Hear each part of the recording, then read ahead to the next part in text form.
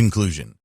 If you have taken this training from start to finish, you will have a good understanding of how you can use Facebook Live for the benefit of your business. It is important that you do not just jump onto the platform without knowing what you are doing. Now, it is over to you. While taking this training will make you a bit smarter, only by taking action will you be able to leverage the Facebook Live platform to enhance your brand and drive more leads and sales. We hope that you found this training to be informative and useful. Get started today with your Facebook Live marketing.